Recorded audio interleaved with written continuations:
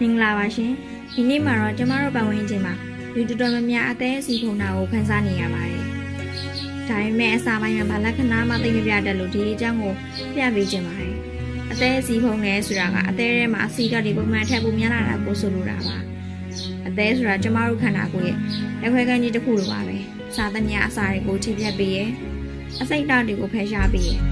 အဲဒီလိုအရေးကြီးတဲ့အင်္ဂါအစိတ်ပိုင်းမှာအစီရလာပိတ်နေပြီဆိုရင်ဒီကူလုံးရဲ့ကျန်းမာရေးကိုထိခိုက်လာနိုင်ပါတယ်။အသေးအစီဖုံးတာကိုကြားလိုက်ရင်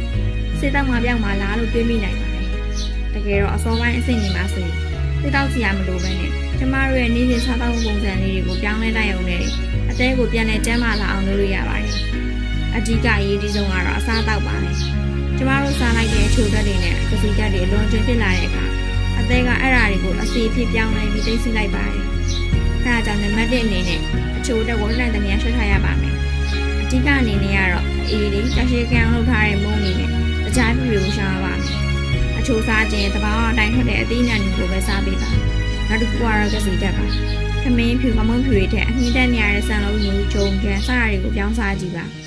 ။အမြင့်တက်ကအသေးတွေကအစီတွေကိုဖယ်ရှားပေးုံနဲ့မကဘဲနဲ့အစာချင်းစနစ်ကိုလည်းကောင်းမှုစေပါတယ်။နောက်ထပ်အရေးကြီးတာကစီကြောင်မုံနဲ့ပြိဿန်စီတွေကိုလျှော်ပြီးတန်လင်းစီမာတီစီ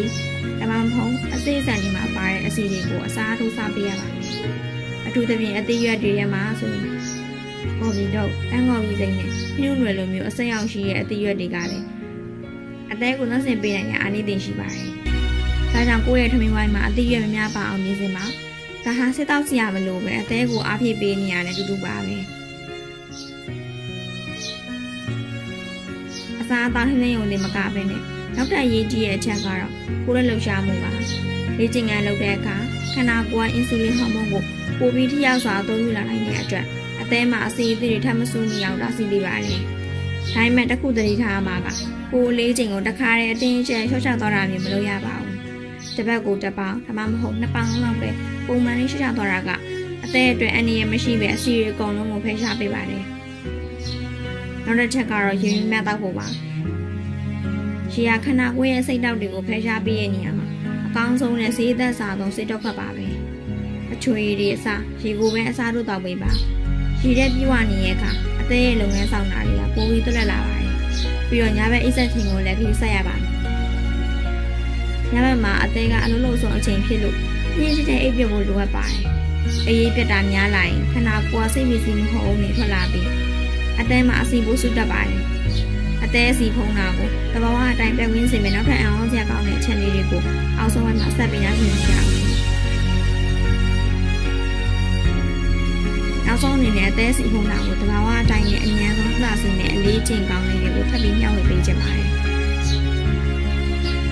အဲ့ဒါကတော့အချိန်နဲ့အစားစားခြင်းအလေးကျင့်ပါပဲ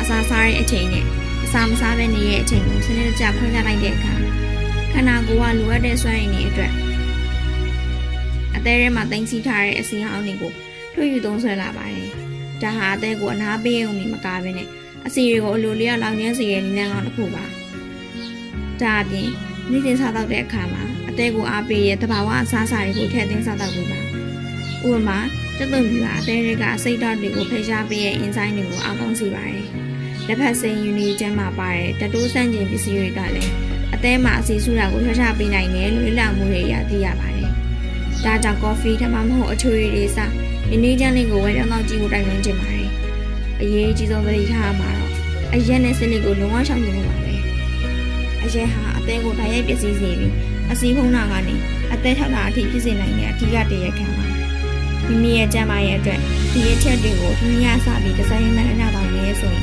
ရှိမှပြောခဲ့လို့ပဲတိတောက်စီရမလို့ပဲအသေးစီဖုံးတာတိကကြမွေးတော့မှာဖြစ်ပါတယ်။အသေးဆိုတာသူ့ဘာသာသူ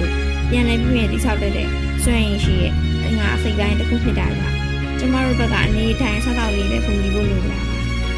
ါကျမရေးဆိုတာငုံနဲ့ဝယ်လို့မရတဲ့ပြန်လာတစ်ခုပါအဲ့ဒါကြောင့်ခုကစားပြီးတင်းရဲ့အသေးကိုခရူးဆိုင်ပါအစားတောက်စင်နေမှာကိုလည်းလှုပ်ရှားမှုလုပ်ပါအေးဝါအိပ်ပါအဲ့ဒါဆိုရင်ယောဂဗျာကင်းဝေးပြီးပျော်ရွှင်စရာကောင်းတဲ့လူနေမှုဘဝကိုပိုင်ဆိုင်နေမှာဖြစ်ပါတယ်အဆုံးထိနာဆင်ပြီးခဲ့တဲ့အတွက်ကျေးဇူးအများကြီးတင်ပါတယ်ရှင်အားလုံးပဲယောဂဗျာကင်းဝေးပြီးစိတ်ချမ်းသာကိုယ်ကျန်းမာရှိကြပါစေရှင်